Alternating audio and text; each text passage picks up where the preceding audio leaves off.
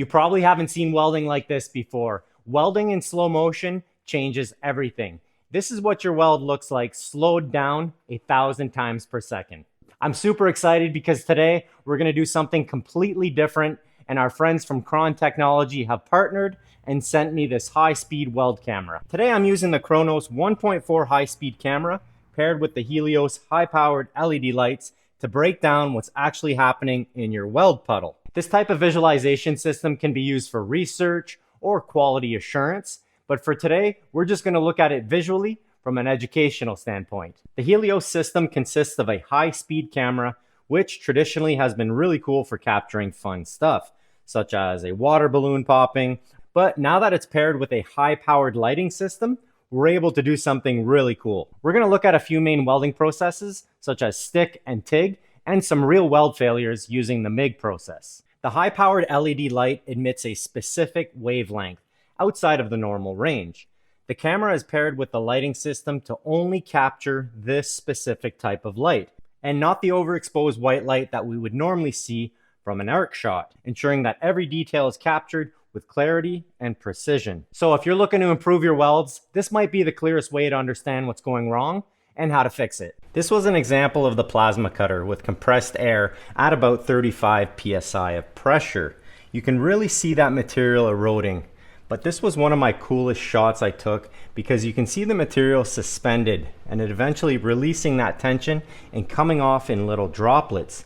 I found I was able to eliminate the bright light by decreasing the pressure on this compressed air. It wasn't until I increased it that it got hotter, which only makes sense.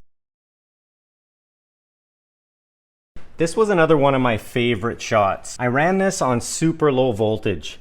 You often hear of hobbyist welders complaining of this, where you have a bunch of unfused or unmelted wire. But in this case here, I was able to see exactly what was happening, but there wasn't enough voltage to melt that into a weld pool.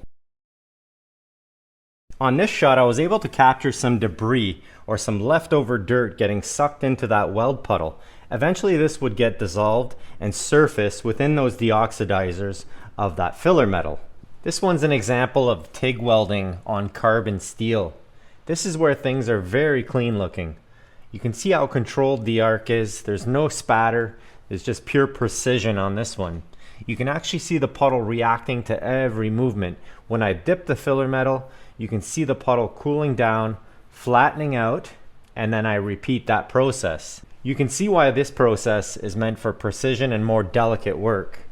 This one's known as shielded metal arc welding or stick welding. Watch how aggressive the arc is compared to TIG welding.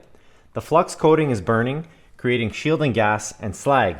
The metal transfer can be a little bit more turbulent than some of the other processes. Look at the arc initiation. I'm lighting up the rod. Even though the light is a little overexposed in the beginning, under the hood, this is what you would normally see. Grazing the plate, holding a slightly longer arc, then dropping down. You can see how the light gets dim when the arc is closer. This is due to the decrease in arc voltage as you get closer to the plate. This is MIG welding or GMAW.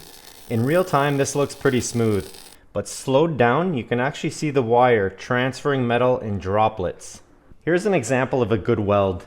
There's no strong hissing sound, there's an even crackle, and there's no erratic behavior. This clip here is from a different specialized welding camera. We can see everything clearly. It's a really good arc shot. However, it's still too bright to see some of those details. And when we compare it to the Helios camera, you can tell that we're getting a lot more detail, a lot more to be seen within that arc. If you look close enough in this arc shot, you can see a little black bubble floating around in the weld puddle. And for you MIG welders, you know exactly what this is. This is silicone. It's a deoxidizer used as a cleaning agent within that weld. And when this puddle solidifies, when it gets hard, well, it shows up as silica. And that little glass-like substance has to be removed if you're going to be welding over top of this. Performing a restart with that little bit of silicone will actually push back on your wire and can cause some lack of fusion and just a poor start. In this example, your voltage is set too high. You can hear a hissing sound. You don't have that even, nice crackle. sometimes referred to as bake and frying. With this Helios camera, you can really see the increased arc length or arc voltage. You can see the little globules sort of flopping off the end of that wire and dropping down into that weld pool. In this example, you would have to decrease your voltage, which would decrease arc voltage and give you a shorter arc length.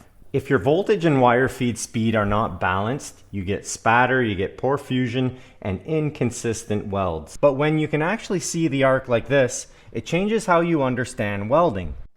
Now on this one, let's listen to how that machine behaves and what kind of weld it produces when you've got too much wire feed speed. Now you can kind of hear this spittering and spattering, and it's almost like the wire wants to push that plate away. And that's because I don't have enough voltage for the wire feed speed. Once again, looking at our regular camera, we can see that this isn't going well. There's material flying everywhere. But when we slow it down with the high speed camera, we can really see how aggressive things are, and we can really see that unmelted material. We're left with a bunch of spatter. I can tell right now that we're gonna have some lack of fusion on this weld. And this is just really aggressive. There's not enough voltage to melt off the amount of wire feed that we have. Oh boy, let's have a look at this one. As promised, this thing did not turn out well. What do you think this is worth? Maybe a couple bucks an hour? Again, not enough voltage. We can see all the unmelted wire. We can see a whole bunch of spatter, and there's definitely lack of fusion on this weld. Most welders learn by sound, by feel, and by experience. But when you can actually see the arc like this, it changes how you understand welding. Better settings, better techniques, better welds. If you want to get better at welding, start paying attention to what that arc is telling you. So thank you for watching. I hope you learned something from this, and I want to thank our friends at Kron Tech for loaning me this amazing camera so we can take these cool arc shots and I can share them with you guys. So once again, if you've learned something, if you like what I'm doing here, please subscribe to the channel, hit the like button, and we'll catch you on the next one.